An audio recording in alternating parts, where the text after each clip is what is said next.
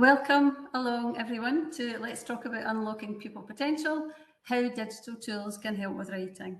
My name's Yvonne McLean. I'm an Education Support Officer with Falkirk Children's Services, and I'm delighted to introduce Louise Amos, who is one of our support teachers for specific learning differences, and Kerry Abercrombie, who is one of our Curriculum Development Officers for Digital Learning.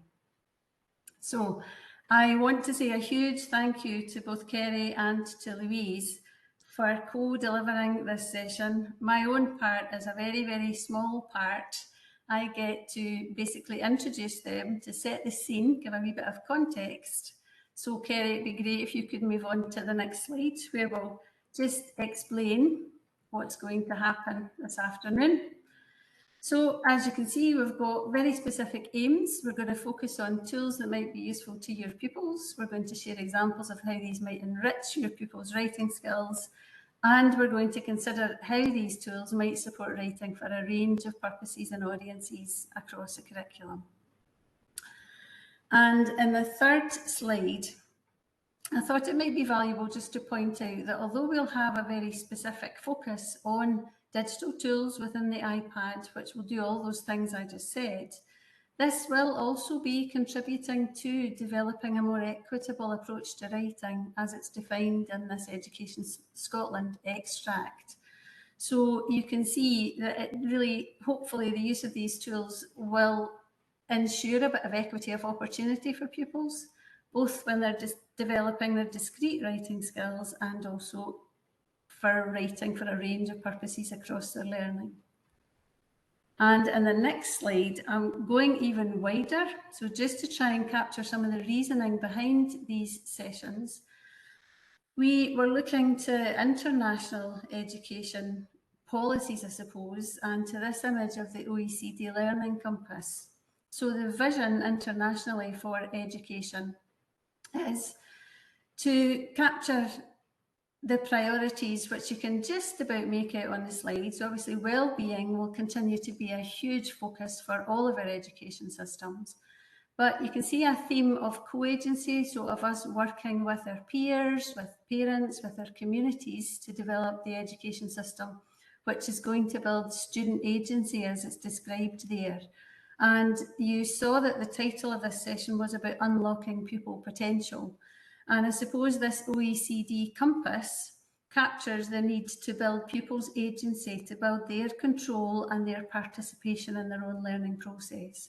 So that's what these sessions are ultimately all about. And in the next session, I've just highlighted how some of the tools that Kerry and Louise are going to speak about this afternoon could contribute to your own thinking about the way that you differentiate learning. As you can see from the extract from the moderation cycle paperwork in Education Scotland, they've got suggestions for how learning can be modified through content, process, product or learning environment. And it could be that the tools which are shared with you today will spark off some ideas for how you could adapt your learning, teaching and assessment to meet your pupils' needs. So what we'll actually do, as you can see from the slide here, firstly we'll consider the ways in which specific tools such as speech to text and read aloud might be helpful. Secondly, we'll cover how to access and use these with your pupils, and we'll then share some ideas and examples. And finally, if we get time, we'll get a bit creative and we'll maybe explore other ways in which you might want to use the digital tools which are shared. I've put a couple of slides in here just to pick up on some of the research and ideas which are prevalent in the advice or guidance we're given about writing. So you can see in this Education Scotland video slide about pedagogy of writing that when you're learning about each tool, so when Kerry's speaking about each tool, it might be useful to think about how it could or maybe won't contribute to the transcription, the physical process of writing or typing, to the composition, the putting together of ideas, words and sentences, and to the planning, the motivating and the reviewing elements of the phases of writing. And I've included the QR code just in case you wanted to look a bit closer at that video. And in the next slide, I suppose we're overlapping some of those ideas, again defined by Education Scotland. So those phases of getting ready to write, time for writing, of feedback, and then of that improvement and celebrating success. So it could be that when you're listening to the digital tools which are being shared, you might be thinking about how they could help your pupils both prepare to write and actually produce writing content, or perhaps to review and improve their writing. So I hope those wee slides were useful in setting the scene for the whole session. And I believe, Louise, I'm going to hand over to you to speak a bit more about speech to text and read aloud digital tools, perhaps. Hopefully I've got that right, Louise. Thank you. That's all right. So obviously the supports that digital tools provide to pupils who face barriers in both reading and writing can't really be underestimated. These barriers might be caused by a variety of things, including things like dyslexia, ADHD, visual impairments, ASD, just to name a few. But the use of these tools, these digital tools, can allow pupils to produce work and be challenged by text more reflective of their underlying ability rather than what they can read or write independently. So, I mean, undoubtedly, these tools will help support all learners, not just learners with challenges in reading and writing, but all learners to improve their learning and the quality of their work. But for some of these pupils, it's a necessity, to be honest, in order for learning to be equitable for them. And I think it's really important to stay at this stage and to realise that using these tools is not cheating in any way. What you're doing is you're making learning fair for these pupils. Okay.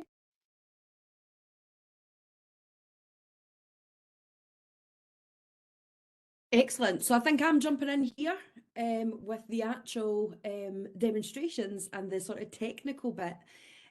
So just before we get into the tools, folks, hopefully you have noticed, as Yvonne said, that the descriptor on CPD Manager for this course does state that most of the tools that we're going to be showing you today are iPad based. That's simply because this is a device that we mostly use in Falkirk Council.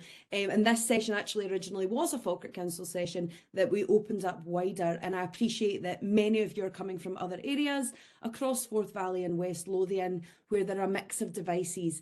So hopefully this isn't coming as a surprise to you and you're here because you're interested in the tools available on iPad.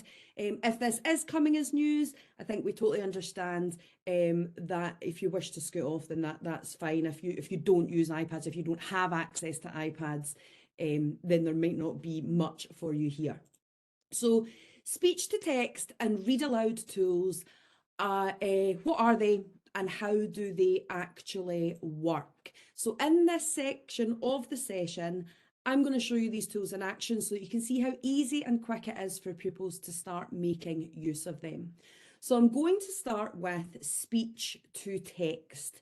These tools are sometimes referred to as dictation tools, and what these tools do, as I'm sure you'll know, is they make use of the microphone to convert spoken word into text on the page. So I'm actually going to move off the presentation that's on my iPad just now and show you how these work. Now, there are a few options for pupils on iPad. There is built-in speech to text, which is attached to the keyboard and works anywhere that the keyboard pops up. So it'll work in Notes, it'll work in PowerPoint, it'll work in Safari, etc., etc. There are also additional speech to text options in the Microsoft apps. Now, because speech to text uses the microphone, I can't actually show you this working live because I'm currently using my microphone to talk to you just now on this call. But if I go into my photos here, I do have a wee screen recording that I made earlier on. So in this first one, I am just in the Notes app, and you can see that when I bring up the keyboard on the left-hand side of the space bar, there's a little microphone button. And when I tap on that, it starts to listen to me. And as I begin talking, it types what it is that I am saying. Now, the keen-eyed of you here can see that it's not obviously doing exactly what I'm saying because I made this recording earlier. So I was saying, long ago and far away in enchanted lands across the seas, lived kings and queens, etc., etc. and it's just picked up every single thing that I have said.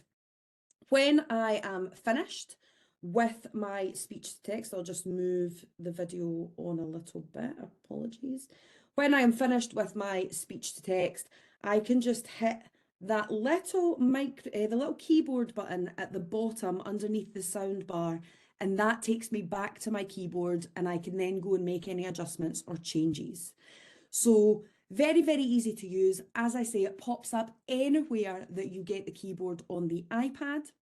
And the first time you use it, you have to enable the microphone, but anytime you use it after that, it automatically will pick up the children's voice.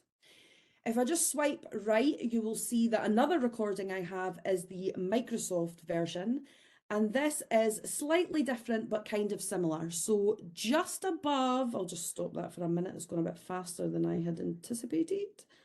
Just above the keyboard, when it pops up, you will see a little circle with a microphone in it.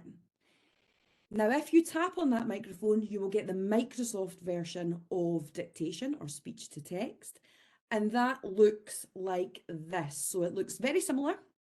Just let my iPad catch up. You can see at the bottom, rather than the sound wave, we have the little microphone button. It's picking up everything that we are saying. In this case, I was reading the start of a book. I can press the little microphone to pause if I want to take a little break, and you can see there as well that it does have the punctuation marks as well that they can tap as they're speaking, just to add in the punctuation where it's supposed to go. So both of these things, super easy options, already built in, and as Louise said, something that is vital for some of our children, but valuable certainly for everybody. I know that I use speech to text all the time, mostly on my phone to send text messages, etc., but really useful and really helpful. The one thing that people always talk about is that, oh, it doesn't really pick up my accent, or it's struggling with the way that I speak. And that is true. It does sometimes struggle with particular accents and with slang, etc., but it's also an opportunity for children to practice their enunciation, their diction, etc. So we see that as you know, actually quite a good thing. I know it can be frustrating for children, but it's similar to working with any kind of digital tool. You have to work with it. It's not just going to work for you necessarily. So those are the two main ways to quickly and easily access speech to text on an iPad. Hopefully for most of you that won't be news and you'll already be well familiar with those, but it's always a good reminder to know that it's there. Now, when it comes to desktops or laptops or Chromebooks, speech to text is there. It's just slightly more complex because in some cases it depends on which brand of laptop you have. So obviously you need a microphone to do this. So on a desktop computer, a lot of the older estate that we have in schools don't necessarily have microphones. So you do need to make sure that you have a microphone. For Windows 10, in most cases, it is just simply pressing the Windows key and H, and then you just click where you wish the text to appear. You press the Windows key and H, and then you speak and see the text appear on the screen. For Chromebooks or for other laptops, a quick Google will give you the exact instructions on how to enable dictation or speech to text on any kind of device. Moving on then to read aloud technologies. What we mean by this is the ability for the technology to read text out loud to the user. And again, we have both built-in iPad options and specific Microsoft options. So if I start with iPad then, the first thing that I have to do, and I only have to do it once, is switch on speak selection. Now, in my opinion, this is something that should be turned on as standard. It would be the first thing that I would do with any class, would be get them to switch this on so that they have this option available to them. And I'll just show you where that is. So if I go back to my home screen and find my settings cog, when I tap on it, I'm going to obviously be taken into my settings. And on the left-hand side, I'm going to scroll down to accessibility and give that a little tap. And on the right-hand side, I now have multiple different accessibility options. I'm going to go into spoken content, which is the second last option in that first little box. And you can see at the top, we have speak selection. Now mine's is turned on, and I know that because it's green. If I just tap on the wee green toggle, it will turn it off, which is probably what you will see if you've never turned it on. But I'm going to switch it on and make sure that it is switched on. Now, there's a whole range of other things within this spoken content section that you can feel free to explore. You can see that we have the ability for the iPad to speak the entire screen. We can also look at highlighting content so that it highlights sentences or words and sentences. We can change the voices. We can change the speed and so on and so forth. But we're not going to go into that just now. We're just going to look at speak selection. So now that I've got that turned on, if I go to something that I have written, so if I just go into notes, I think I should have my long ago and far away. By the way, bonus points to anybody who recognises where that's from. This was a huge part of my childhood, this little paragraph. And when I was making this earlier today, it actually kind of made me feel really joyful that I was going to be using this as the example. So because I've got speak selection switched on, I can double tap any of the words on the screen and I will be given a highlight. And I can just use my finger to drag the highlight and get as much or as little of that sentence as I want. So we'll go for that. And when I let go, you will see that above the text, I've got a little white ribbon and it's got lots of different options and it's got copy, paste, etc., etc. Now, if I just use the little arrow that's on the very right-hand side, it's going to give me some more options. And one of those, as we can see, is now speak. That wasn't there before, but because we've turned it on, it's there now. And if I tap speak, I'm hoping that it's all set up on the call that you'll be able to hear this. Long ago and far away in enchanted lands across the seas, lived kings and queens. So you can see there that it's read that aloud, and you can also hear that I have a Scottish voice, which is relatively new to iPad. We were previously only had English speaking voices, but we now have Fiona. She is the Scottish voice. If you don't have the option of Fiona in your voices, you need to update your iPad. So I think it's iOS 16 Fiona became part of the iPad world. And I really like her. I think she sounds quite natural, but more than her sounding quite natural, she sounds similar to the learners, which I think can be quite helpful. So that speak selection, it works anywhere on the iPad that you can highlight text. So this will also work on the internet, etc., etc. But we also have Microsoft's built-in version of Read Aloud. And that's called Immersive Reader. Many of you will be familiar with Immersive Reader, I am sure. But for me, the best version of Immersive Reader is in OneNote. So I'm just going to show you in Word, which is where most young people tend to type stuff, what Immersive Reader looks like. And then I'm going to show you in OneNote and show you how much better it is. So if I go into Word and I just open a document, the way we get to Immersive Reader is always the same. So along the top, where I'm currently on Home in blue, I am going to switch it to View.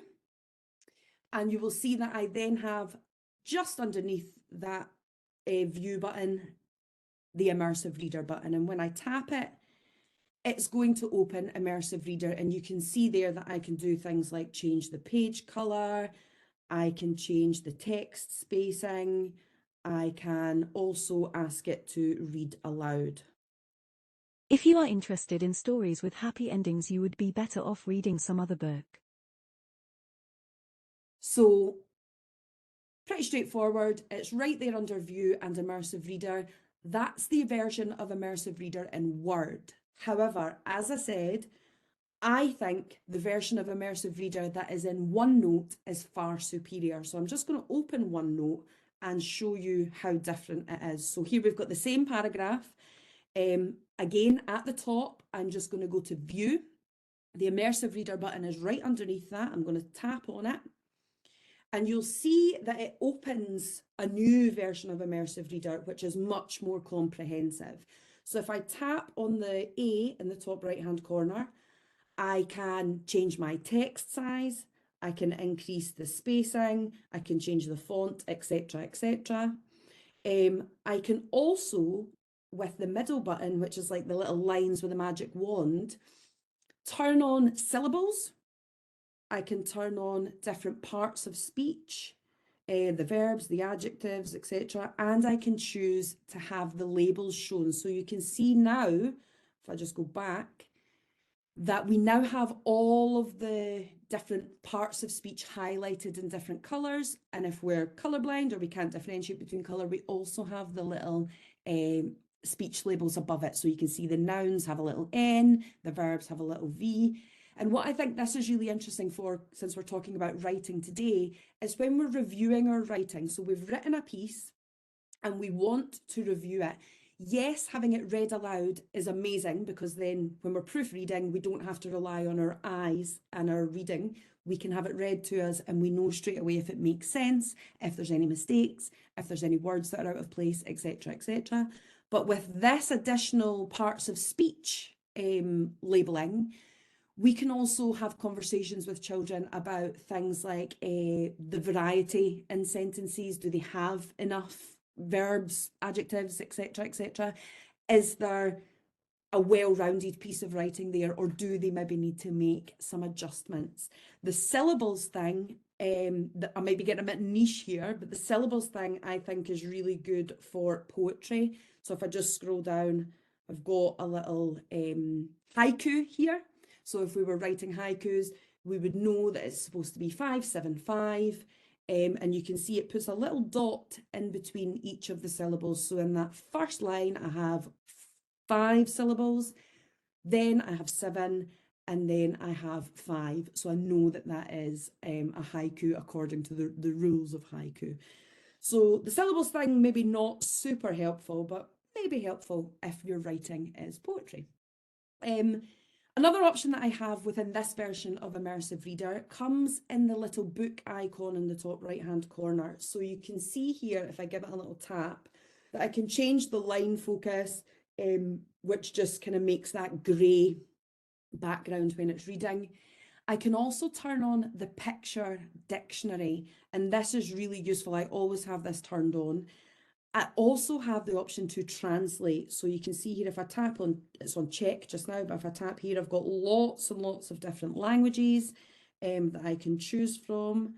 Let's put it in Bulgarian just now. And you can see that I have underneath it the option to translate the document by word or by the whole document. If I was to tap whole document, the whole thing would change into Bulgarian, but I'm going to leave it on word just now, because when I go back onto the story, what now happens is if I tap on a word, you will see that I get the English, and I also get the Bulgarian, and I also get a little picture, if there is one available, that is linked to that word. So really helpful for, again, reviewing writing, making sure that what we're trying to say is actually what we're saying, and really useful as well, I think, maybe for sharing our stories, particularly if we have maybe children whose home language is different and they want to share those stories with their parents who speak a home language. It can be so easily translated so that those stories and that writing can be shared with other people. Now, the one thing that I haven't shown you is how you actually get it to play, but hopefully that should be pretty obvious. There is a big green play button right at the bottom. And if I just tap where I want it to start and press play. If you are interested in stories with happy endings, you would be better off reading some other books. So you can see it's really straightforward for me to play it and to pause it. And just the little speaker button next to the play button is where I can control how quickly it reads back to me. And you can see I can also choose between a female voice and a male voice. There's no Fiona here, there's no Robert or whoever the other iPad voices are. It's just male or female. But lots of people like this for longer pieces of writing because the voice sounds a little bit more natural. So those are your two read aloud options that are built in. Hopefully you already knew about them, but if you didn't already know about them, hopefully it's been useful to see those in action and it's given you some food for thought. It is so unbelievably easy to get started with these tools. I would highly recommend giving them a wee go for yourself and having a think about how useful that might be for some of the learners in your classroom. I'm going to hand back over to Louise, who I think is going to come back on and take us through some examples of teachers and learners who have used some of these tools in the classroom and what they've been saying about their experiences. Louise. Okay, thanks, Kerry. If you could put on the next slide, that would be great. So back in the past when I was in school, for pupils who found writing challenging, we often used things like scribing, we would use microphones, we would have the little rectangular things with buttons which would record, so many seconds worth of data, and other recording devices, just really trying to capture their ideas. However, the increase in use and availability of IT has been a real game changer in promoting the independence, to be honest, of the learner.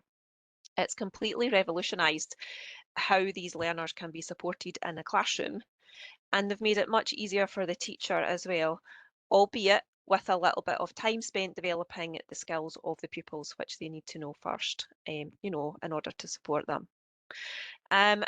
In this picture here, it's talking about the kind of conversation that was started from Blair Minchin's tweet.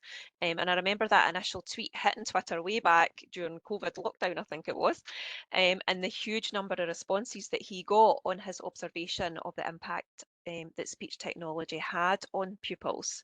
And it really opened a lot of people's eyes on just how difficult and what a difference it could make to these learners, and really just kind of started a huge conversation about it. Okay. It's just taking a wee minute. Taking a minute, that's all right. It's getting to that time of night. Okay, so this, oh, Don't worry, I've got to keep pinching it down to move it on, so it's going to do that a few times. this here was Blair's original tweet, demonstrating the impact that speech to text could have on a pupil's writing.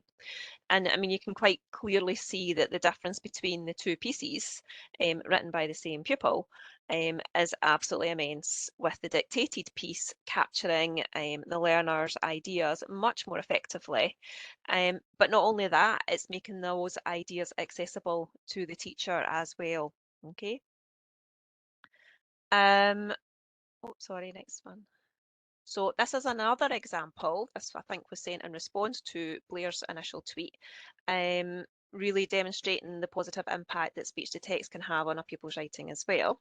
So again, that dictated piece gives the teacher a clearer understanding of what the pupil can actually achieve in constructing a story, when the barrier of writing has been removed.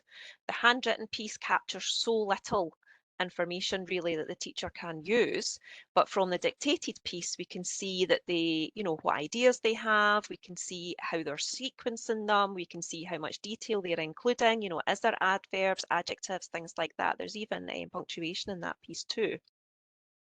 So a lot more information, and certainly probably a lot more reflective of the pupil themselves. Here we've got some more examples of where speech to text has been used to support a variety of learners for whom writing is a challenge. I think it's important to remember that challenges with reading and writing should never be a barrier to success, and we as the professionals have to find a way around it and facilitate other ways in which our pupils can demonstrate their knowledge and their ideas. And I think there's one here for EAL as well, for these pupils as well, because their writing skills are going to be behind their oral skills. It takes, I think, Ursula would tell me it's right, but I think it's 7 years to be academically, you know, equal in your oral skills and your written skills as an EAL pupil. So, you know, there's going to be a huge gap between their oral skills and their writing. But using speech to text can enable them to complete pieces of work to a much higher standard than they would be able to do by writing.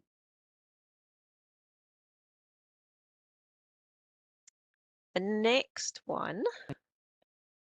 It's coming. It's coming. I give it a wee doof, so it's going to do something weird. There you go.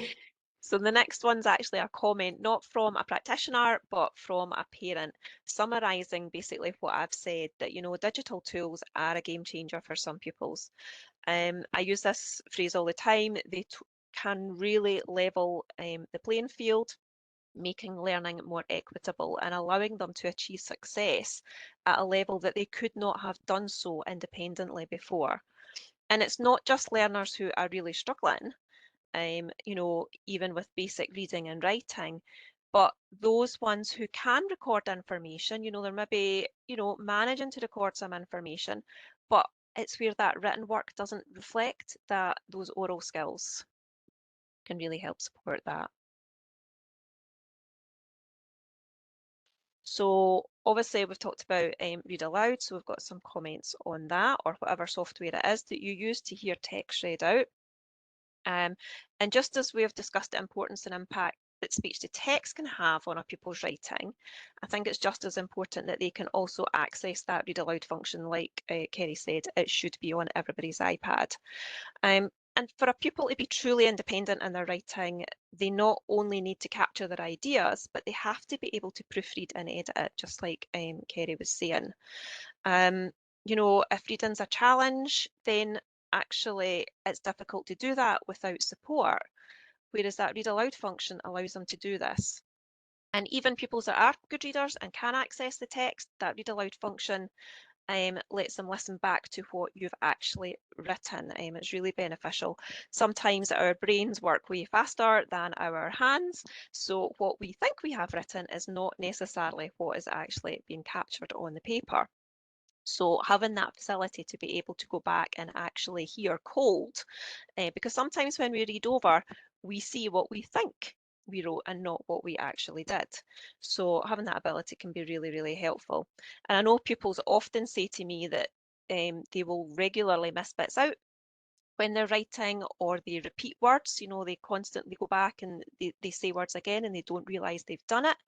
But if you've got that opportunity and that ability to listen back, they can hear that straight away, and then they can correct that. They can add in punctuation. It's so much easier to add detail, to add description into your writing if it's kind of captured on IT rather than on the paper. Okay, and they can add in their punctuation as well. I think the next ones are some tweets. Just coming. Can I just, while we're waiting for it, can I just say, I've just finished my master's dissertation a couple of months ago, and I got my iPad to read it out to me for the exact reason that you've just said. When you've written it, sometimes it's really hard to read over your own work, and because you read what you think you've wrote, exactly as you said. So we're not even just talking for pupil use, we're potentially also talking for practitioner use as well. Absolutely. So from further tweets here talking about using read aloud functions to support pupils in their writing. So making sure, you know, they're using it to make sure that it makes sense. And for one of them as well, they were using it to translate, just like Kerry showed us earlier, you know, translate that writing from a pupil's first language into English as well. So again, it's that whole accessibility, isn't it? It's opening up the curriculum and a pupil's learning to both the pupil and the teacher as well. I think we have to remember though that proofreading itself is a skill. You know, it's not something that we are born knowing how to do. Most of us need to be taught how to do it and how to do it well. So it's a skill that would need to be worked on in the classroom, but if you can do that and develop that, then it can have a huge benefit. And this last one here, even the primary twos are using read aloud to listen back to what they've captured on in Word. So again, that facility to hear if they've missed something out is what's captured on the screen, exactly what it is they wanted to say. Okay. Perfect. Thank you so much, Louise. I think definitely all points that any of us would be listening to and going, yeah, that makes total sense. I think as well, the other thing is that as much as proofreading is a skill, and it is important, and I say this as an English teacher, it's also one of the most boring tasks. So anything that can help us make that a little bit more engaging, make that a little bit more exciting, make it something that pupils actually want to do, is definitely something that's worthwhile, I think, in my book. So moving on then, folks, to the next sort of section of the session, we're looking less at the functions of writing and proofreading and stuff, and we're looking more at exploring creative digital tools to support writing. So I'm going to start with these two, which I think are really, really great for creating what we might think of as a traditional text, so a book, a story, a poem, etc., etc. So the apps that are on the screen here are Book Creator, or the one that you might have. The free version is called Book Creator 1, and Pages, which comes built into all of the iPads as standard. Now, both of these apps allow you to make EPUBs, which are books that can contain multimedia, text, audio, video, image, etc., etc. And what I like about making EPUBs is that it's almost a digital version of making something published. It's a published, fully finished book. It's not a PDF. It's not a document that can then be edited by the reader. So it has a sort of sense of finality or occasion about it. And we can read EPUBs on our iPad in the built-in Books app, which I'm going to show you in a wee minute. So it does feel like a proper publishing experience in many ways to see their book in this form. And it's also really easy then to share that with the wider community. So we've seen lovely examples of pupils making their own books, collaborating, making books, magazines together, making notes or presentations. And indeed, examples of teachers gathering stories and poems to make a class anthology or a collection at the end of the topic or a written project. So when I'm showing you this, thinking about obviously pupils making books themselves, but obviously how you could maybe leverage some of these tools to share writing that your pupils have done with the wider world. So I'm going to give you a very quick tour of each, just so you can see how easy they are to employ. And I'm going to start with Book Creator. So the big plus for Book Creator tends to be that people think that it's really easy to use. It's really useful, I think, the layout of it and stuff for younger learners. However, it does have some limitations, which we'll discuss. So the first limitation hits you as soon as you open Book Creator, and that is the fact that Book Creator 1 only allows you to make one book. So if I hit New Book, you will see that if I choose to try and make another book, it's going to ask me to upgrade. So I can only make one book in Book Creator, and I actually couldn't figure out, I'm the digital learning officer, and I couldn't figure out how to delete my book. So I had to actually delete the app and re-download it so that I had space for a new book. However, if you're only making one book, that's absolutely fine. So this is the book that I started to make earlier on today. It's called Meet My Family. And if I just tap on it, you will see that we get to open it, and it's going to take us into the Book Creator, sorry, I was just letting someone in there, Book Creator menu. So you can see it's really simple. I can tap on Pages at the top left hand side, and I can see all of the pages that I have already, and I can go to individual pages by tapping on them. On the right hand side, you can see that I've got a big plus. That is what I use to add anything to this page of my book. So you can see that I can add in photos. I can go to my live camera and add in things that I'm just taking a photo of there and then in the moment. I have a pen tool where I can draw. I have the ability to add text, and I also have the ability to add sound. And it is really, really simple. So if I just tap on the pen, you'll see that it just gives me a pen where I can draw in whatever it is that I want to draw in. Excuse my really good drawing. And I've got a little eraser in the top right hand corner as well where I can rub out, and I've got a little smiley face that's going to give me any emojis that I might want to use. So it's really simple and easy to use. If I just go to the add text, just so you can see how simple that is, it just gives me just a white box where I can type in my text, or if I'm allowing my children to use dictation, they can use the little microphone on the left-hand side of the spacebar there to dictate what they want it to say. I'll just add it in so you can see. And all I do is tap done in the top right-hand corner when I am done, and it adds that to my book, and I can just use my finger to drag it to wherever I want it to be. If I want it to get rid of it, I just tap and hold, and I can tap on cut, and that's going to get rid of it. Now, one of the quite nice things about Book Creator is that it will read books to you. So it will read books that you've made back to you. So if I press on the play button in the top right-hand corner, you will see that I have read to me in the top right-hand corner there. And if I tap on that, this is going to read the book to me. So we'll just do that and see what happens. It's the weekend. I don't know what to do. I'm a little bit bored. You'll help me out, won't you? This is my pops. He's baking a yummy cake. Should I put on my apron and help my pop speak? And This I'm just is going my- to try and stop that so that you don't have to listen to my whole story. So you can see there that it's quite easy and simple to make a book. The other thing that I can do is if I go back to my books, I have some options at the bottom which would allow me to combine the books or read from this page. But I also have the share button, which is the little rectangle with the arrow that points right up the way. If I tap on that, you will see that I can also export that book. So I can export it, as we've talked about, PDF, fine. I can export it as a video, but I can also export it as an EPUB. Now, if I was to export that as an EPUB, I can then open that in Books, and I will be able to read my book as if it's a real book. And I will show you that in a minute. But before I show you that, I do want to show you the other option, which is Pages. Now, Pages, people tend to think it's a bit more complicated. I don't necessarily agree.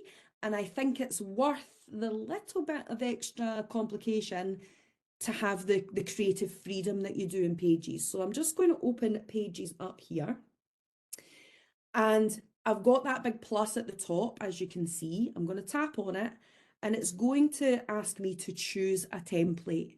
And I actually have story options or book options if I scroll down a little bit. So you can see I've got books portrait, books landscape. And if I just scroll along, I actually have a storybook available.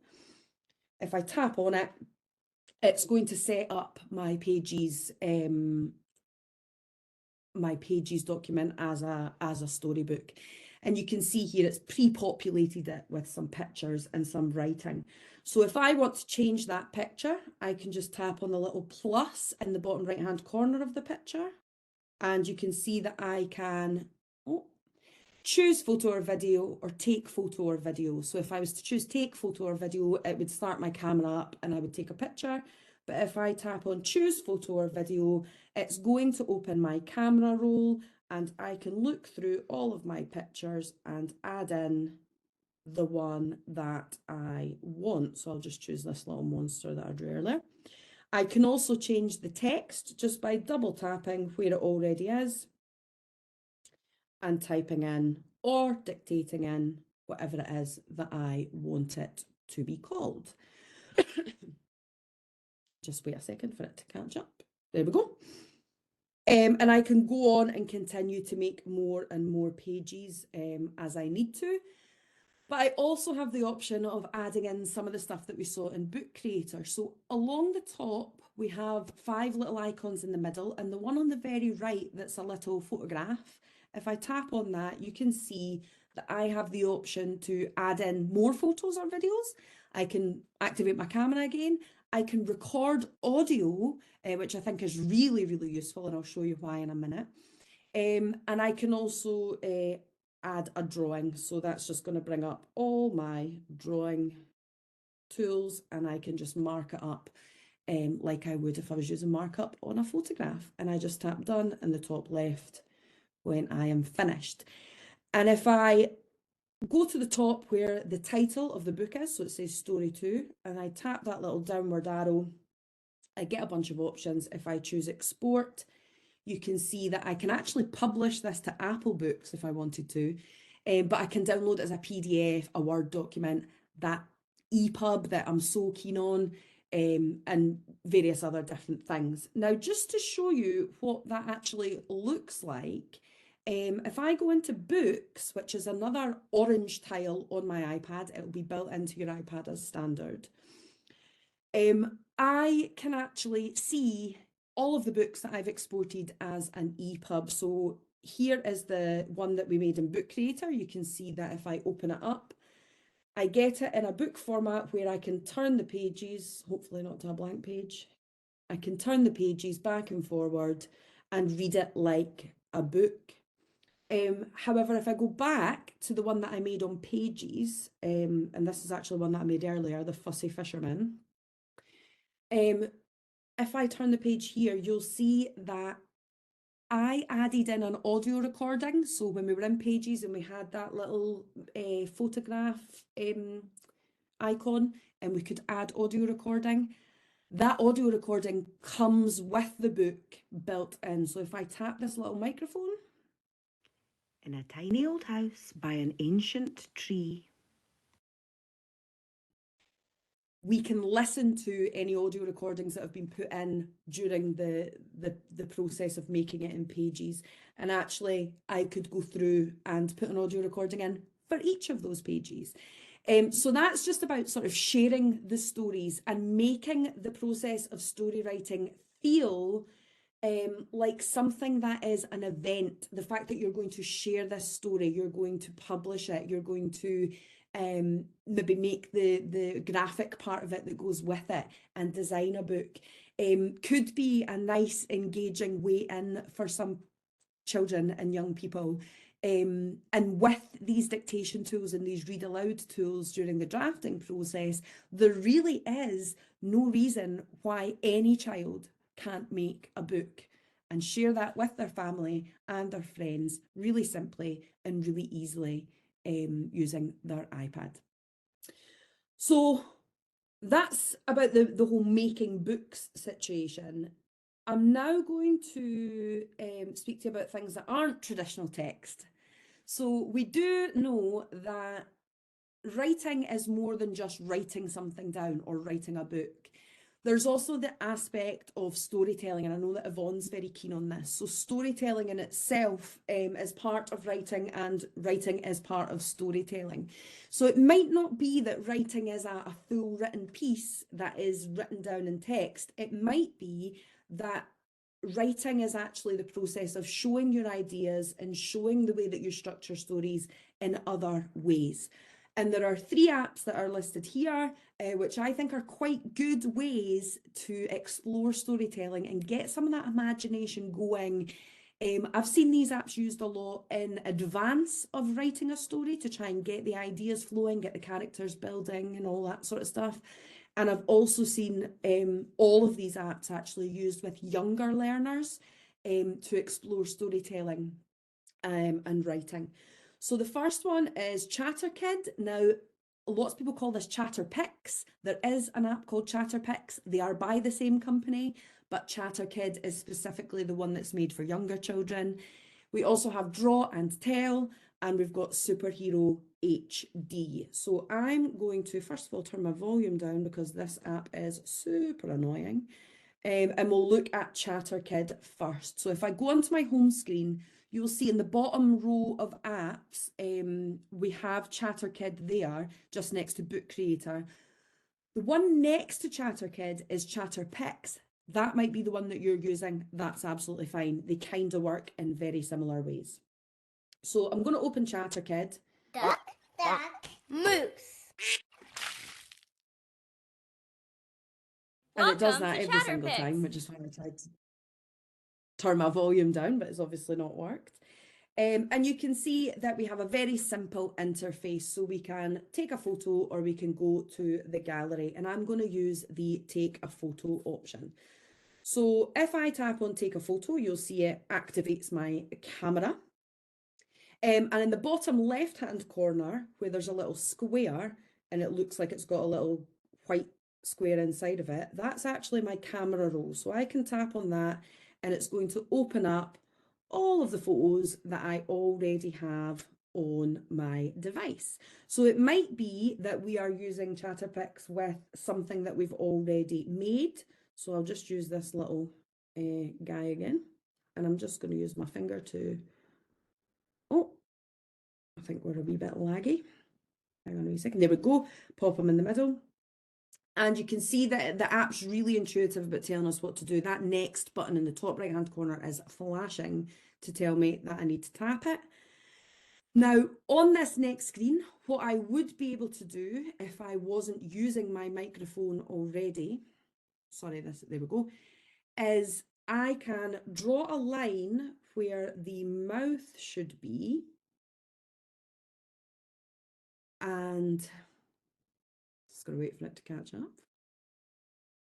So you can see the app's telling me what to do. Draw a line where you want the mouth to be. So there's me drawing the line. Unfortunately, my mouth is curved and it only lets you do a straight line for the mouth. And then I would press record and it would record what I was saying. Record in 3, 2, 1, go! And again, sorry, we're getting a bit of lag on here. But it does flash up with instructions. There you go, for the children, so they know exactly what they're doing. Tells them when to record. They've got 30 seconds and they can hit that big stop button when they're ready to stop. And we then have the page that's going to let them review that. So when they press play, now I didn't say anything because my mic's off, so the mouth would start moving. And then we can go to next. And we can add in stickers, we can change the filter, we can put frames on it, we can put text on it, etc, etc. I'm just actually going to go back all the way to the start to show you this in action. So here is one that I made earlier in the exact same way. So a picture that I had already made. And if I tap on play, you'll see the picture talk.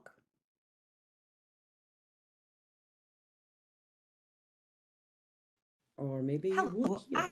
A lovely painting. There we go. So it's a bit laggy, but you get the idea. So we can use this to make things speak. We can make characters speak. We can make inanimate objects speak. We can make anything speak. We can even use the take a photo to make a physical drawing that we've done speak and bring that character alive and tell the story of who that is and what they are saying. So I think that's a really, really useful one. One place that I've seen this used really effectively was actually in one of our schools. I think it was Carnshaw Primary School. I'm just gonna they used this during, I think it was the start of the year, where they were doing writing lessons. They were looking at character profiles, and they'd actually built a big physical village that was on their classroom wall, and each young person had made a little lollipop stick person and used Chatterpix to bring that person alive. So if I just press play. Hi, my name is Jim and I am a chef at Thistle Mountain. I'm 40 and I work at Falkirk and I'm funny, kind and polite. So you can see there are just ways to bring some of that writing, some of that literacy stuff alive. Falcones, by the way, I think in the village is the chippy, but I'm not entirely sure. So another one that's really, really good, particularly for younger learners, is Draw and Tell. And Draw and Tell does exactly what you would think that it would do. The children can draw something and then they can hit record and tell you what it is that they have drawn, tell you the story behind what it is that they are doing. So I'll just open it up. It's going to be a noisy one again. Duck, for a minute. Moose.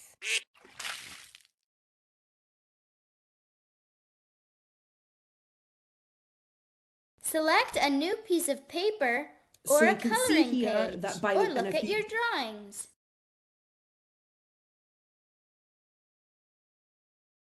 Again, really obvious to the children about what they're supposed to do. If you are using this and it's playing music, the bottom left-hand corner, there's a little musical note. I've turned the music off because it is quite annoying.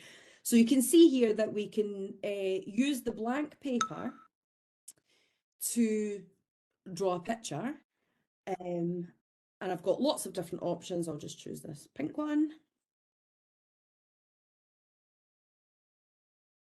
And if I tap the paintbrush in the top right-hand corner, I'm going to get a whole bunch of options, but a bunch of options that I think are quite intuitive and easy to use for children and young people. So I'm on the paintbrush and I've got all of these different colours and I can draw a picture just using my finger really easily, changing colours as I go if I want to. I can change to the pencil and draw again with my finger. I have the choice of using stickers, which is the top button, and I get all these little characters along the bottom that I can just tap and hold and drag in to the scene and build my story or the frame of my story or the setting or whatever that way. And then at the top, in a second, you can see that I've got that big record button. It's the big pink one. When I tap on that, I'm not going to do it just now, but when I tap on that, it's going to do very similar to what Chatterpix did. You're going to record your voice in 3, 2, 1, and then the child explains their story over the top of the drawing, and they can then save that, they can share it with other people, it can go in learner profiles, learning journals, it can be sent out to families, all sorts of things. So a really simple and easy to use app for children to get into storytelling and to tell the stories that they want to tell. The final one is quite similar. It's called Superhero HD. And this is kind of more, it's kind of the same, except it's got some little different like stickers and stuff. So I'll open it, it's going to be noisy again. Welcome to Superheroes Comic Book Maker. Select a comic book scene or a coloring Just wait to page, see if she was going or to read look at all your of the ones on the comics. screen.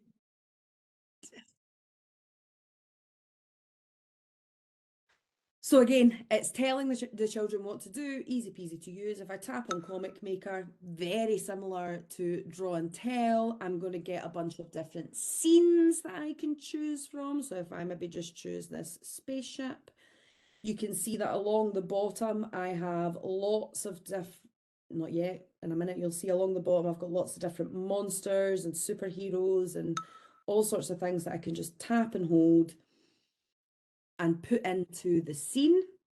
If I tap on them again, I can make them bigger or smaller. I also have, if I tap on the little superhero in the top right hand corner, I've also got my pencil. If I want to add things, I've got the eraser, etc, etc. And most importantly, I've got that big record button again, so I can record me talking through the scene, explaining what the scene is, etc, etc. So those are just a couple of things that I think are really interesting to explore with regards to storytelling. So I'm just going to move. Hi, my name is. Say that again. I don't know, before we do this last bit, if Louise or Yvonne want to jump back in on any of what's been said. If you think those things look useful, which one you thought looked good. Any comments from Louise or Yvonne? I don't know about you, Yvonne, but I thought they looked absolutely fantastic, particularly for our younger learners who are really struggling. to capture information. And, you know, it's that early stage, isn't it? We talk about using comic strips in schools for, you know, children that maybe aren't ready to use IT, but actually that's totally accessible, totally accessible. I think the fact that it tells you exactly what you're to do as well. I mean, a very young child could pick that up and be able to figure that out in a matter of minutes. So there are things out there that help with storytelling in that process of ideation and oral storytelling, that is the pathway to writing. And there's no reason why actually an older learner couldn't make their comic strip and then write the scene that comes from that. All of these can be used as sort of hooks to get into the writing piece. So I'm just going to pop this slide up here. This is one of the things that we like to do just when we've shown you some things, because it's easy to get caught up in all of the stuff that you've been shown today, but actually change happens with just one thing. So one tiny action can result in huge change. And we've got a little quote from Matilda, the musical, on the screen, which when we first did this wasn't really that big a thing, but now it's been a movie, so everyone knows it. And I particularly like the line, "Every day starts with a tick of a clock."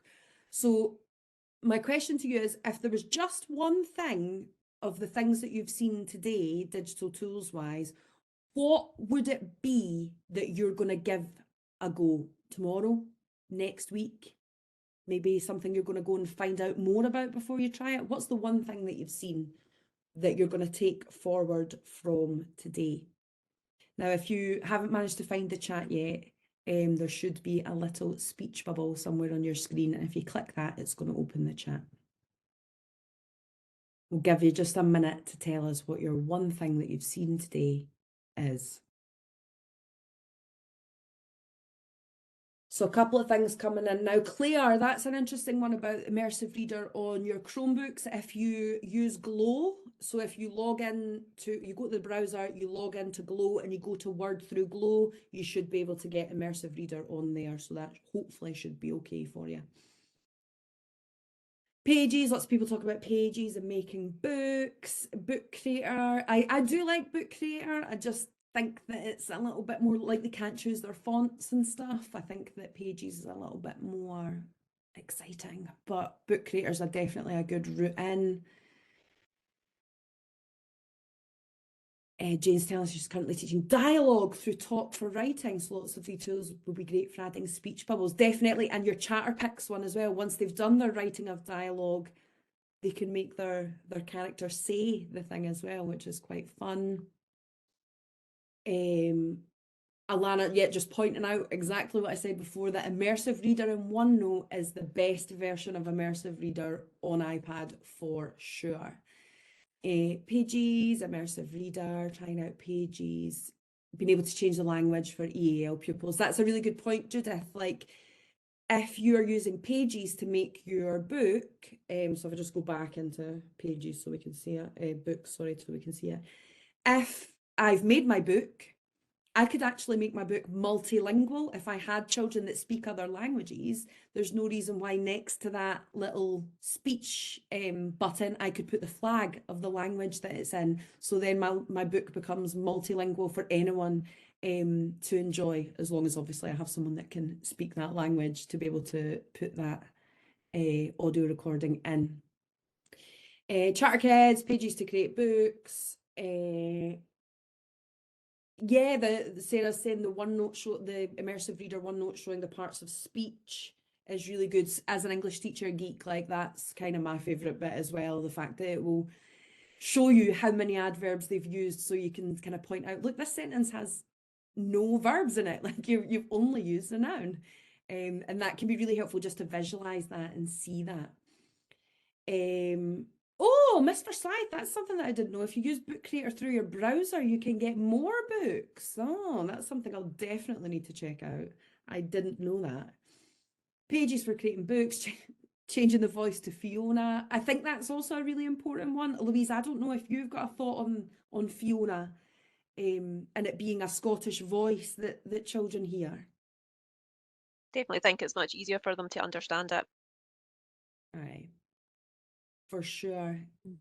Louise saying that Chartpacks, Draw and Tell, great for the children, but also helpful for children with English as an additional language.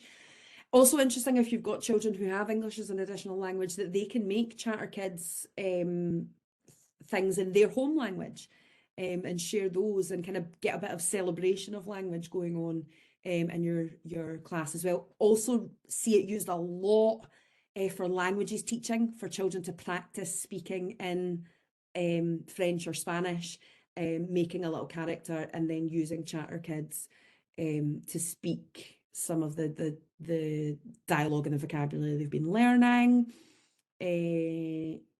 Rachel just saying pages being a revelation, something she disregarded, but definitely take a better look at now. That's really good to hear. Draw and Tell, immersive reader. So it sounds like everybody's got like something out of it, which I'm really, really pleased to see. Somebody else saying speak selection is definitely going to be going into the writing lesson tomorrow. So that's brilliant that you've got these things that you can pick up and just start trying out right away. And to bring it back to the just one thing, if you just start with one thing, that's absolutely fine. That's totally fine to start with just one thing, make that little change and build up to those other changes. Embedding digital stuff can be a wee bit scary. It can be a little bit sort of, but you don't have to do everything at once. You can try just one thing and build on it from there. I'm always amazed by how quickly the children pick things up. You don't have to be an expert in Pages for the children to be able to use Pages. You don't have to be an expert in iMovie for the children to be able to use iMovie. There is a level of experimentation involved as well. I think someone was asking about saying they were using talks to text, but they weren't adding punctuation in. So any tips on that? I would say I think it's hearing it back. I know when I used to do it with children and you gave them the opportunity to hear back what they'd actually typed, they could usually, particularly in the upper school, they could identify that they hadn't included punctuation. Yeah. So I think definitely hearing it back. I noticed this earlier, actually. If I just go back to notes and play Fiona reading this, it sounds totally different when it's not punctuated. So this is the punctuated version. Long ago and far away in enchanted lands across the seas, lived kings and queens, princes and princesses, good fairies and wicked witches, ferocious giants and gentle dwarfs. If I take out all of that punctuation and speak. Long ago and far away in enchanted lands across the seas lived kings and queens, princes and princesses, good fairies and wicked witches, ferocious giants and gentle dwarfs. So that totally backs up what you're saying, Louise. It does sound different when it's not punctuated. And so that listen back, that read aloud is so valuable. Oh, Yvonne, can you unmute herself? Let me just allow you to unmute yourself so you can come in. I didn't realise, Yvonne, sorry. That's all right. I was talking away to myself here, thinking I had unmuted. But maybe you don't need me speaking anyway. So it's great to see all these suggestions. Thanks, folks. Great ideas. Any thoughts on anything that we talked about that you were desperate to share with us when you were muted? No, I suppose the biggest thing I wondered was, but people have kind of already done it, is to start to think about specific ways in which they wanted to use one particular tool and thinking about whether it was going to be, like you were saying earlier, Kerry, for generating ideas for the kind of planning stages of writing, or whether the tool would support one of these other kind of writing phases. So if anybody had any thoughts about that, please feel free to raise your hand or put a wee message in the chat box. Just if you've linked any of the digital tools to a specific phase of writing or for a specific writing skill or purpose, it would be great to hear from you. I know you've done a wee bit of that, but any further thoughts you have would be really welcome. If you want to raise your hand, folks, I can invite you to unmute like I've just done for Yvonne. I definitely think you're right, Yvonne. There's so many places that this can be placed in the writing process. It doesn't have to just be during the actual, process of writing the thing. It can be used before, it can be used after, as we've talked extensively about for the proofreading part. I'll wait to see if anyone puts their hand up, but a couple of places that I've seen this being used is, so when you do, this is probably more a reading thing, but when you're reading a book with a class and you stop at the end of a chapter and you do your predictions of what you think is going to happen next, or you write an alternative scene or an alternative ending. I've seen people use, things like chatter picks and stuff for that. Also seen it for, this is very niche, but Shakespeare. So writing an extra scene for Romeo and Juliet, but where Romeo and Juliet speak plain English rather than Shakespearean English, stuff like that. But that's maybe blurring the lines a wee bitty with reading rather than writing. Okay, I'm going to very finally, although we'll hang on because we do have a bit of time, so if anyone's got any specific questions, I will stick around and I can answer any specific questions. But I think this would be a good time, Yvonne, hopefully agree, to say thank you for coming and giving up your time. We would love to see how you use any of these tools to support literacy in your class. Please do feel free to share with us anything that you choose to do. It's at Falkirk Literacy on Twitter, or it's X now. And at DigiLearnFalk. I can't stress enough how delighted we are when we see people using things that they've learned about on sessions that we've done. It gives us a real boost, and it also, gives us the sort of inspiration, I guess, to keep going with these things, keep showing you things, keep bringing new things to your table.